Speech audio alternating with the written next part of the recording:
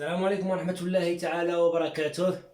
مرحبا أعزائي التلاميذ في الدرس ديالنا لي كادغيلاتير بارتيكوليي، لا دوزيام بارتي ديالنا اللي غادي نتكلموا فيها على لي دياغونال.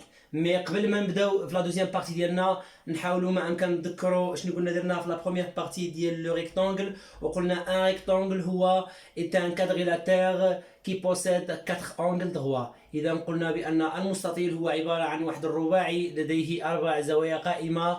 ولا première règle pour montrer qu'un rectangle هي كتقولنا si on a un quadrilatère et un parallélogramme possède un angle droit alors c'est un rectangle. إذا كان عندنا واحد الرباعي عبارة عن متوازي الأضلاع يحتوي على زاوية قائمة فهو مستطيل. اليوم إن شاء الله لا ريغل ديالنا دوزيام ريغل كتقولنا les diagonales d'un rectangle ont la même longueur، يعني أقطار ديال المستطيل لديهم نفس القياس، يعني هذا القطر هذا قد هذا القطر هذا. هذه هي الخاصية ديالنا الثانية، كتقول les diagonales d'un rectangle ont la même longueur.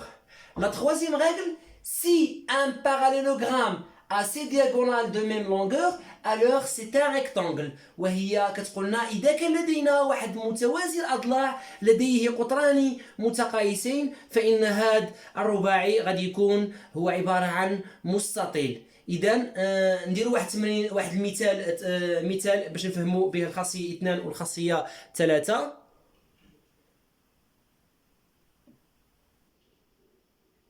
إذا أعزائي التلاميذ المثال ديالنا يقول C est un cercle de centre O et de rayon R égale à 4 cm.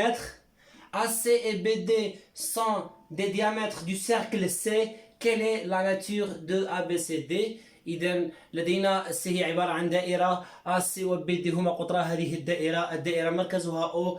AC و BD هما قطرا هذه الدائرة. المطلوب منا هو نبرهن أن هذا الرباعي هو عبارة عن ما هي طبيعة هذا الرباعي؟ أكيد إحنا طبيعة الرباعي تكون في الحالة هذه هو ريكتانغل، مي كيف سنبرهن أن هذا الرباعي هو عبارة عن مستطيل؟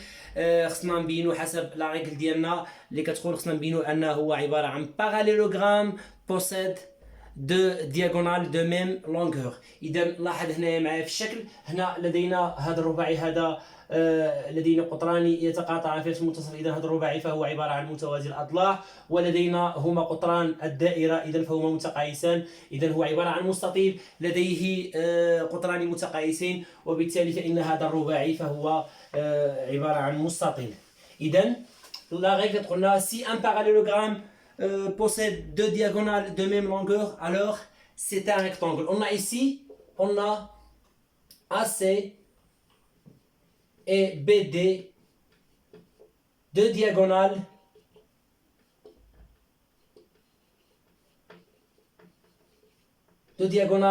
هما لهما نفس المنتصف ont le même milieu. Deux diagonales ont le même milieu, alors A, B, C, D est un parallélogramme. إذن رباعي لديه قطران لهما نفس المنتصف، إذن فهو عبارة عن متوازي الأضلاع. اي كوم ا سي بي دي هما متقايسين، لماذا؟ لانهم هما عباره عن قطران ديال الدائره قد بعضهم، وبالتالي فان يمكن نقول بان هذا الرباعي عباره عن مستطيل. اي كوم ا بي ايغال ا دي سي، لانهم لماذا؟ لانهم هما قطران هذه الدائره. alors quoi? alors A B C D est un rectangle لأنه عبارة عن متوازي الأضلاع لديه قطران متقايسين، يمكن لي نقول بأن هذا الرباعي فهو عبارة عن مستطيل. إذا نديرو خلاصة أعزائي التلاميذ خاصة بالمستطيل. قلنا المستطيل هو واحد الرباعي لديه 4 زوايا قائمة قطراه متقايسان. باش نبين أن الرباعي مستطيل خصني إما نبين